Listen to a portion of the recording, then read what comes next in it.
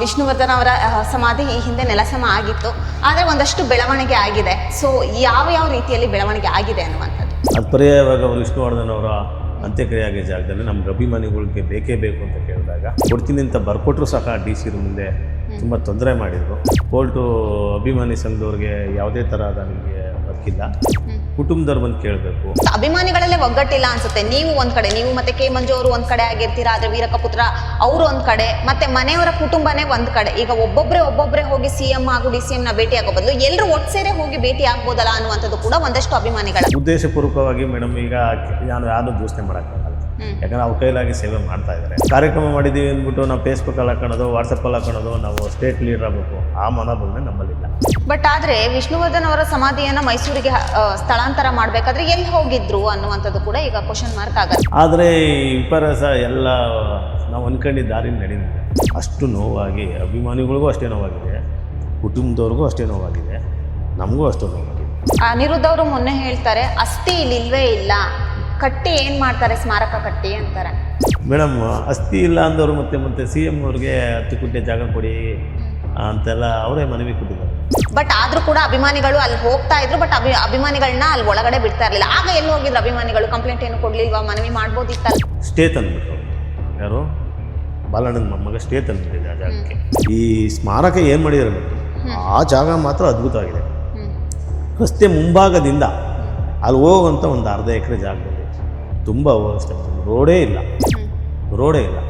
ಅದನ್ನ ಏನೋ ನೀಟಾಗಿ ಮಾಡಿದ್ರೆ ಅದು ಇಡೀ ಇಂಡಿಯಾದಲ್ಲಿ, ಮಹಾರಾಷ್ಟ್ರದಲ್ಲಿ ಶಿವಾಜಿ ಗಣೇಶನಿಗೆ ಬಿಟ್ಟರೆ ನೆಕ್ಸ್ಟ್ ವಿಷ್ಣುವರ್ಧನ್ ಅವರಿಗೆ ಈ ಸ್ಮಾರಕದ ಹೆಸರು ಅಷ್ಟೇ ಅದ್ಭುತವಾಗುತ್ತೆ.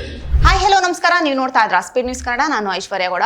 ವಿಷ್ಣುವರ್ಧನ್ ಸಮಾಧಿ ಈ ಹಿಂದೆ ನೆಲಸಮ ಆಗಿತ್ತು. ಈ ಹಿನ್ನೆಲೆಯಲ್ಲಿ ಒಂದಷ್ಟು ಬೆಳವಣಿಗೆ ಆಗಿರುವಂತದ್ದು. ಮೊನ್ನೆ ಅಷ್ಟೇ ಒಂದಷ್ಟು ಕಲಾವಿದರಾಗಿರ್ಬೋದು, ಅವರು ಸಿಎಂ ಮತ್ತೆ ಡಿಸಿಎಂ ನ ಭೇಟಿ ಆಗಿರುವಂತದ್ದು.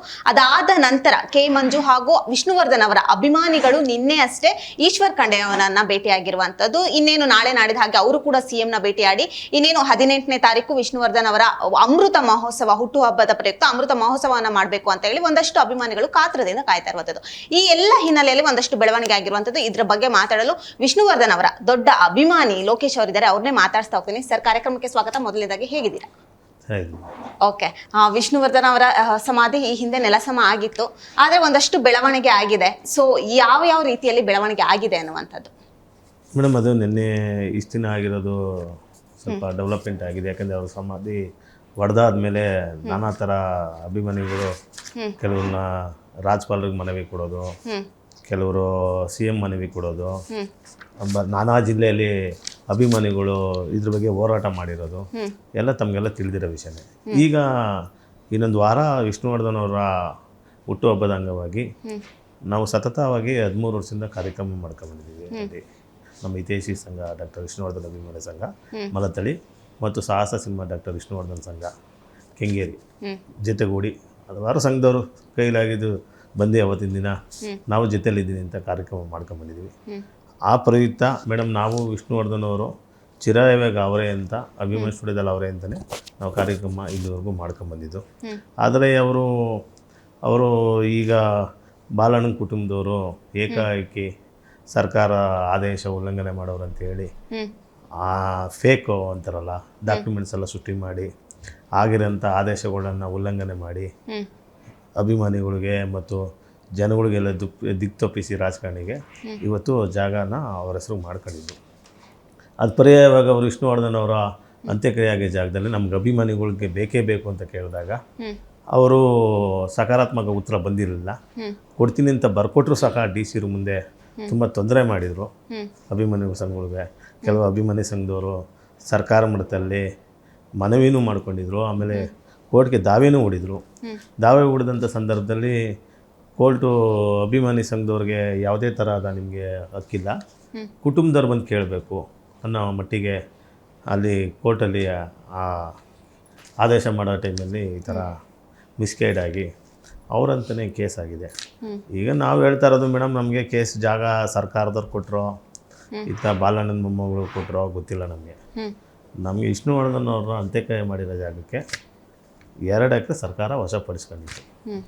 ಓಕೆ ಸರ್, ಈಗ ಅಭಿಮಾನಿಗೆ ಒಂದಷ್ಟು ಜನ ಹೇಳ್ತಾ ಇರುವಂತ ಅಭಿಮಾನಿಗಳಲ್ಲೇ ಒಗ್ಗಟ್ಟಿಲ್ಲ ಅನ್ಸುತ್ತೆ. ನೀವು ಒಂದ್ ಕಡೆ, ನೀವು ಮತ್ತೆ ಕೆ ಮಂಜು ಅವರು ಒಂದ್ ಕಡೆ ಆಗಿರ್ತೀರಾ, ಆದ್ರೆ ವೀರಕಪುತ್ರ ಅವರು ಒಂದ್ ಕಡೆ, ಮತ್ತೆ ಮನೆಯವರ ಕುಟುಂಬನೇ ಒಂದ್ ಕಡೆ. ಈಗ ಒಬ್ಬೊಬ್ರೆ ಹೋಗಿ ಸಿಎಂ ಹಾಗೂ DCM ನ ಭೇಟಿ ಆಗೋ ಬದಲು ಎಲ್ಲರೂ ಒಟ್ಸೇರೆ ಹೋಗಿ ಭೇಟಿ ಆಗ್ಬೋದಲ್ಲ ಅನ್ನುವಂಥದ್ದು ಕೂಡ ಒಂದಷ್ಟು ಅಭಿಮಾನಿಗಳ.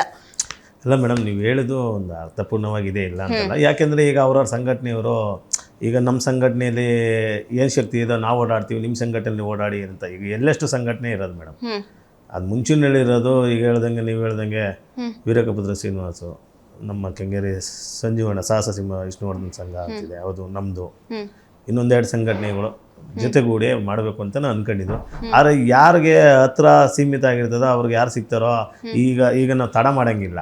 75ನೇ ವರ್ಷ ಅಮೃತೋತ್ಸವ ಇದೆ, ಈಗ ನಾವು ನೀವು ಒಂದಂಗೆ ನೋಡೋಂಗಿಲ್ಲ. ಅವ್ರ ಕೈಲಾಗೆ ಏನಾಯ್ತದ, ಅವರು ಯಾರು ರಾಜಕಾರಣಿ ಗೊತ್ತೋ, ಯಾರು MLA ಗೊತ್ತೋ, ಅವರೆಲ್ಲ ಯಾರು ಅಭಿಮಾನಿಗಳು, ಅವ್ರಿಗೆ ಓಡಾಟ ಮಾಡೋವಂಥ ಅಭಿಮಾನಿಗಳು ಇರ್ತಾರೆ. ಅವರು ಉದ್ದೇಶಪೂರ್ವಕವಾಗಿ ಮೇಡಮ್ ಈಗ ಯಾರನ್ನೂ ದೂಷಣೆ ಮಾಡೋಕ್ಕಾಗಲ್ಲ, ಯಾಕಂದರೆ ಅವ್ರ ಕೈಲಾಗಿ ಸೇವೆ ಮಾಡ್ತಾ ಇದ್ದಾರೆ. ನಾವು ಯಾರನ್ನೂ ಬ್ಲೈಂಡ್ ಮಾಡೋ ಪರಿಸ್ಥಿತಿ ಇಲ್ಲ. ಈಗಾಗಿರೋ ಪರಿಸ್ಥಿತಿಗೆ ಏನು ಅಂದರೆ, ಕೆ ಮಂಜು ಅವರು, ನಾವು ಒಬ್ಬ ನಿರ್ಮಾಪಕನಾಗಿದ್ದೀವಿ, ಕೆ ಮಂಜು ಅವರು ನಿರ್ಮಾಪಕರಾಗಿದ್ದಾರೆ. ಅವರು ವಿಷ್ಣು ಅಪ್ಪಾಜಿಯವರ ದತ್ತು ಮಗದ ಥರನೇ ಅವರು ಕನಿಷ್ಠ ಪಕ್ಷ 45ರಿಂದ 50 ಫಿಲಮು ಕನ್ನಡ ಚಲನಚಿತ್ರ ನಿರ್ಮಾಪಕರಾಗಿ ಪ್ರೊಡ್ಯೂಸ್ ಮಾಡಿದರು.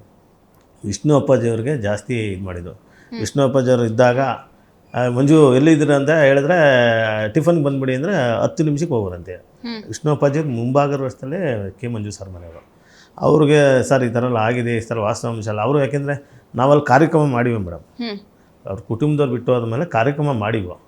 ಕಾರ್ಯಕ್ರಮ ಮಾಡಿಕೊಂಡು ನಮ್ಮ ಪಾಡು ನಾವು ಫೇಸ್ಬುಕ್ಕು ಮೀಡಿಯಾದಲ್ಲ ಮೇಡಮ್. ವಿಷ್ಣು ಅಪ್ಪಾಜಿಯವ್ರದ್ದು ನಮ್ಮನ್ನು ಅವ್ರು ಹೆಂಗೆ ಆದರ್ಶವಾಗಿದ್ರು ನಾವು ಅದೇ ಥರನೇ ನಡ್ಕೊಂಬಂದಿರೋದು. ಕಾರ್ಯಕ್ರಮ ಮಾಡಿದ್ದೀವಿ ಅಂದ್ಬಿಟ್ಟು ನಾವು ಫೇಸ್ಬುಕ್ಕಲ್ಲಿ ಹಾಕೋಣೋದು, ವಾಟ್ಸಪ್ಪಲ್ಲಿ ಹಾಕೋಣೋದು, ನಾವು ಸ್ಟೇಟ್ ಲೀಡರ್ ಆಗಬೇಕು, ಆ ಮನೋಭಾವನೆ ನಮ್ಮಲ್ಲಿಲ್ಲ.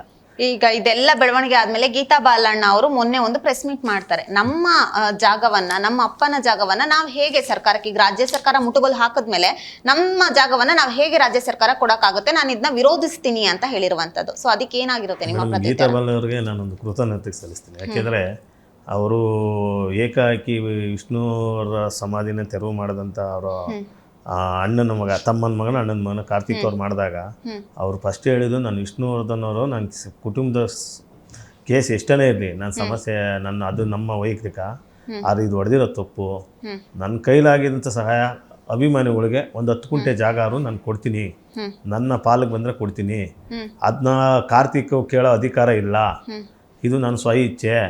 ಅವರು ನಮಗೆ ನಮ್ಮ ಮೇಲೆ ಅಷ್ಟು ಬಾಂಧವ್ಯ. ವಿಷ್ಣುವರ್ಧನ್ ಅವ್ರಿಗೆ ಅಭಿಮಾನಿ ಸ್ಟುಡಿಯೋದಲ್ಲೇ ಪ್ರೀತಿ ಹುಟ್ಟಿದ್ದು, ನಮ್ಮ ತಂದೆಯವರೇ ಗೀತಾ ಬಾಲರ ತಂದೆ ಬಾಲಣ್ಣರೇ ಮದುವೆ ಮಾಡಿಸಿದ್ದು. ಅವರು ಅನೇಕವಾದ ಪ್ರೀತಿ ಬಾಂಧವ್ಯ ಅವರ ಕುಟುಂಬದಲ್ಲಿ ಇದೆ.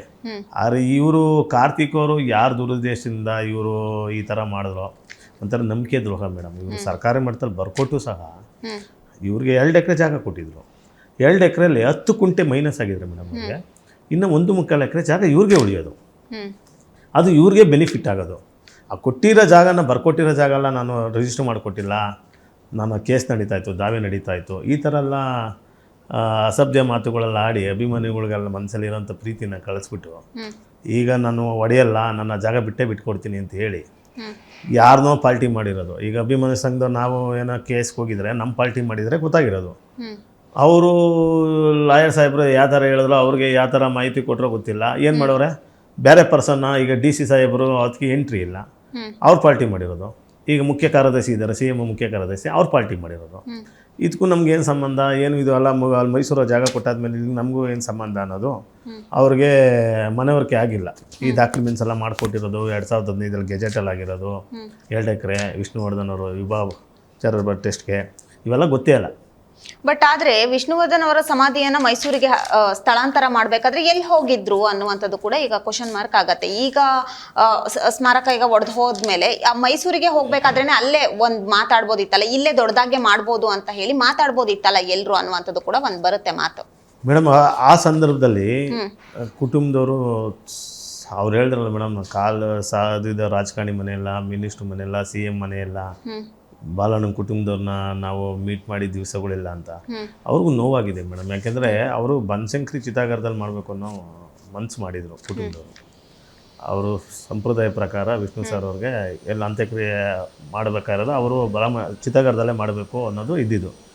ಆಗ ಅಂಬರೀಷ್ ಅಣ್ಣವ್ರು ಏನು ಮಾಡಿದ್ರು, ಕುಚುಕು ಗೆಳೆಯ ಆಗಿರೋದ್ರಿಂದ ಅವರು ಫಿಲಮ್ ಲ್ಯಾಂಡಲ್ಲಿ ಜೊತೆಗೆ ಬೆಳೆದಿರೋದ್ರಿಂದ ಅಂದಿನ ಸರ್ಕಾರದವರು ಈಗ ಅಭಿಮಾನಿ ಸ್ಟುಡಿಯೋದಲ್ಲಿ ಬಾಲಣ್ಣನ ಸ್ಟುಡಿಯೋ ಇದೆ.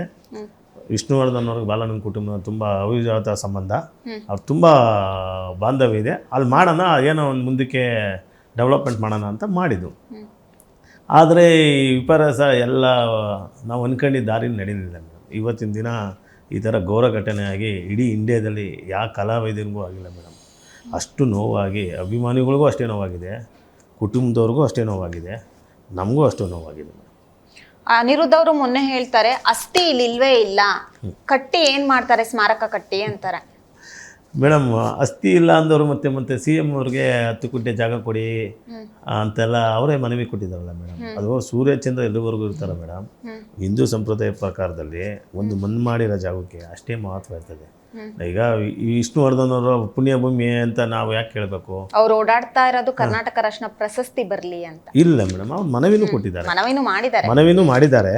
ಅದಕ್ಕೆ ಸಕಾರಾತ್ಮಕವಾಗಿ ಸಿ ಎಂ ಅವರು ಉತ್ತರ ಕೊಟ್ಟಿದ್ದಾರೆ. ನಮ್ಮ ಜಿಲ್ಲೆಯವರು ನಾವು ಮಾಡ್ಕೊಡ್ತೀನಿ ಅಂತಲೂ ಸಕಾರಾತ್ಮಕ ಉತ್ತರ ಕೊಟ್ಟಿದ್ದಾರೆ. ನಾವು ಸಂಘಟನೆಯವರು, ಅಭಿಮಾನಿ ಸಂಘಟನೆಯವರು, ನಮ್ಮ ಕೈಲಾಗಿದ್ದು ನಮಗೆ ಆ ಸ್ನೇಹಿತರು ಗೊತ್ತು, ಅವ್ರನ್ನ ಕರ್ಕೊಂಡು ಮುಂದೆ ಆಚೆಗೆ ಹೋಯ್ತಾ ಇದ್ದೀವಿ. ಮೊನ್ನೆ ಈ ಕಾರ್ಯಕ್ರಮ ಮಾಡ್ಬೇಕಾದ್ರೆ ಇಡೀ ಕರ್ನಾಟಕ ರಾಜ್ಯದಲ್ಲಿ ಸೆಷನ್ ನಡಿಬೇಕಾದ್ರೆ ಸನ್ಮಾನ್ಯ ಶಾಸಕರು ಎಸ್ ಟಿ ಸೋಮಶೇಖರ್ ಸಾಹೇಬರು ಅಭಿಮಾನಿಗಳ ಪರವಾಗಿ ದನಿ ಎತ್ತಿದಂಥ ಏಕೈಕ ವ್ಯಕ್ತಿ, ಮಹಾನ್ ವ್ಯಕ್ತಿ ಅವ್ರದ್ದು ಎಸ್ ಟಿ ಸೋಮಶೇಖರ್ ಅವರು. ವಿಷ್ಣುವರ್ಧನ್ ಅವರು ಅವ್ರ ಅಂತ್ಯಕ್ರಿಯೆ ಜಾಗದಲ್ಲಿ ಈಗ ಬಾಲನ್ ಕುಟುಂಬದವರು ಏಕಾಏಕಿ ಹೇಳಿದಿರ ಅವ್ರ ಜಾಗ ಬರ್ಕೊಟ್ಟಿದ್ದು ಸಹ ಅದನ್ನ ಡೆಮೊಲೇಷನ್ ಮಾಡಿದ್ದಾರೆ.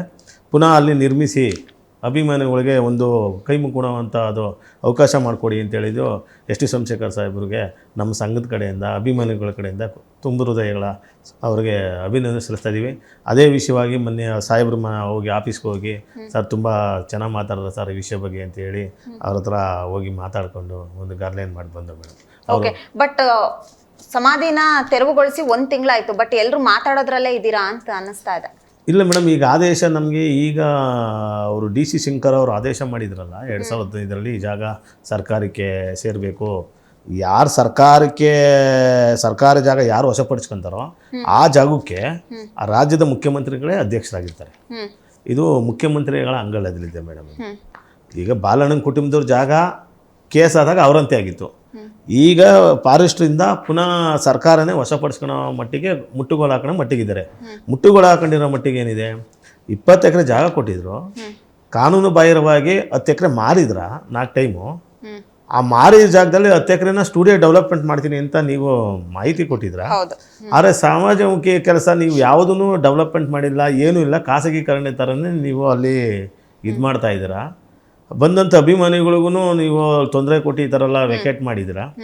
ಆದ್ದರಿಂದ ಸರ್ಕಾರ ಎಲ್ಲ ಮುನ್ನಾಚರಣೆ ನೋಡಿ ಇವ್ರು ಮಾಡಿರೋದು ಲೀಗಲ್ ಆಗಿಲ್ಲ ಅಂತೇಳಿ ಪುನಃ ಸರ್ಕಾರದವರು ಈ ಜಾಗಕ್ಕೆ ಬಂದು ಪ್ರವೇಶ ಮಾಡಿದ್ದಾರೆ.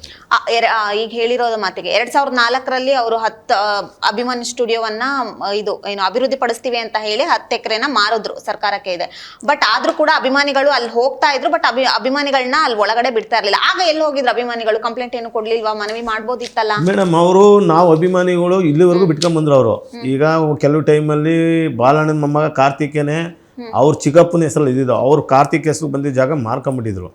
ಅವಾಗ ಅವ್ರ ಕುಟುಂಬದ ವ್ಯಾಜ್ಯ ನಮ್ಗೆ ಗೊತ್ತಿರಲಿಲ್ಲ. ಸರ್ಕಾರಕ್ಕೂ ಗೊತ್ತು ಮೇಡಮ್, ಅವ್ರ ಕುಟುಂಬದವ್ರಿಗೆ ಗೊತ್ತು, ನಮ್ಗೇನು ಗೊತ್ತು ಮೇಡಮ್. ಅಭಿಮಾನಿಯಾಗಿ ಅವ್ರ ನಮ್ಮ ಕೈಲಾಗಿದೆ ಏನು ಸೇವೆ ಸಲ್ಲಿಸ್ಬೇಕು ಅವ್ರು ಮಾಡಬೇಕು, ಪ್ರೀತಿ ವಿಶ್ವಾಸದಲ್ಲಿ ಯಜಮಾನರಿಗೆ ಸೌಜನ್ಯ ಪ್ರೀತಿಗಾರು ಮಾಡಲೇಬೇಕು ಅಂತ ಹೋಗಿ ನಾವು ಅಲ್ಲಿ ಕಾರ್ಯಕ್ರಮ ಮಾಡೋಕ್ಕೆ ಹೋಗಿದ್ದು. ಆ ಕಾರ್ಯಕ್ರಮ ಮಾಡ್ಬೇಕಾದ್ರೆ ಮೇಡಮ್ ನನಗೆ ಒಂದು ಹೆಂಗೆ ಅವಕಾಶ ಸಿಕ್ತು ಅಂದರೆ, ಸರ್ಕಾರದ ಮಟ್ಟದಲ್ಲಿ ಓಡಾಡಿ ಕುಟುಂಬದವರು ತುಂಬ ನೊಂದೋಗ್ಬಿಟ್ರು ಮೇಡಮ್. ಆ ಟೈಮಲ್ಲಿ ಏನು ಮಾಡಿದ್ರು, ಸರ್ಕಾರದ ಸಿ ಎಮ್ ಮುಖ್ಯಮಂತ್ರಿಗಳೇ ಬಂದು ಈ ಜಾಗದ ವ್ಯಾಜ್ಯ ಇದೆ ಅಂತೇಳಿ ಮುಂಭಾಗದಲ್ಲಿ ಫಾರೆಸ್ಟ್ ಜಾಗದಲ್ಲಿ 2 ಎಕರೆಗೆ ಶಂಕುಸ್ಥಾಪನೆ ಮಾಡಿದ್ರು. ಮಾಡಿ ಮುಂದಿನ ದಿನವೇ ಒಂದಿನ ಆದಮೇಲೆ ಇಲ್ಲ ಇದು ಸ್ಟೇ ತಂದುಬಿಟ್ರು ಅವರು. ಯಾರು? ಬಾಲಣ್ಣನ ಮೊಮ್ಮಗ ಸ್ಟೇ ತಂದುಬಿಟ್ಟಿದೆ ಆ ಜಾಗಕ್ಕೆ. ಇಲ್ಲಿ ಮಾಡೋಕ್ಕೆ ಬರಲ್ಲ, ಮುಂದೆ ಮಾಡ್ಕೊಳ್ಳಿ ಅಂತ ಹೇಳಿದ್ರಲ್ಲ. ಆವಾಗ ಪರಿಸರವಾದಿಗಳು ಫಾರೆಸ್ಟಲ್ಲಿ ನೀವು ಯಾರು ರೂಪದಲ್ಲಿ ಕೊಡ್ತೀರ, ನೀವು ಕೊಟ್ಟಿರೋ ಜಾಗದನೇ ಅವ್ರು ಕೊಡ್ತಾ ಇಲ್ಲ, ಪರಿಸರಕ್ಕೆ ಹಾನಿ ಆಯ್ತದೆ, ಇಲ್ಲಿ ಕೊಡೋಕ್ಕೆ ಬರಲ್ಲ ಅಂದ್ಬಿಟ್ಟು ಹೇಳಿ ಮಾಡಿದ್ರು. ಅದನ್ನ ಸಮಸ್ಯೆ ಆಗುತ್ತೆ. ಆ ಸಮಸ್ಯೆ ಆದಮೇಲೆ ಏನಾಯ್ತು ಮೇಡಮ್, ಭಾರತೀಯಮ್ಮವ್ರಿಗೆ ತುಂಬ ಮನಸ್ಸು ನೋವಾಗೋಯ್ತು.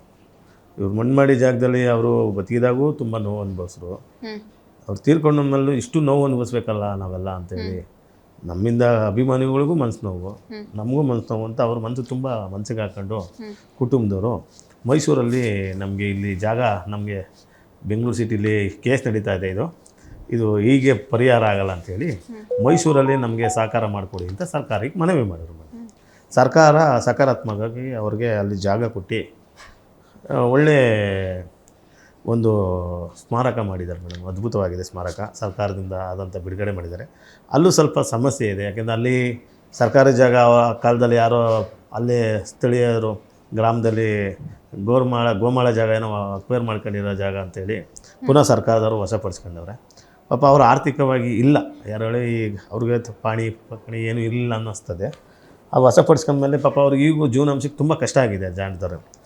ಈ ಸ್ಮಾರಕ ಏನು ಮಾಡಿದ್ದಾರೆ ಮೇಡಮ್, ಆ ಜಾಗ ಮಾತ್ರ ಅದ್ಭುತವಾಗಿದೆ. ರಸ್ತೆ ಮುಂಭಾಗದಿಂದ ಅಲ್ಲಿ ಹೋಗುವಂಥ ಒಂದು ಅರ್ಧ ಎಕರೆ ಜಾಗದಲ್ಲಿ ತುಂಬ ವ್ಯವಸ್ಥೆ ಮೇಡಮ್. ರೋಡೇ ಇಲ್ಲ. ಅದನ್ನ ಏನೋ ನೀಟಾಗಿ ಮಾಡಿದ್ರೆ ಮೇಡಮ್, ಅದು ಇಡೀ ಇಂಡಿಯಾದಲ್ಲಿ ಮಹಾರಾಷ್ಟ್ರದಲ್ಲಿ ಶಿವಾಜಿ ಗಣೇಶನಿಗೆ ಬಿಟ್ಟರೆ ನೆಕ್ಸ್ಟ್ ವಿಷ್ಣುವರ್ಧನ್ ಅವ್ರಿಗೆ ಈ ಸ್ಮಾರಕದ ಹೆಸರು ಅಷ್ಟೇ ಅದ್ಭುತವಾಗಿ ಬರ್ತದೆ.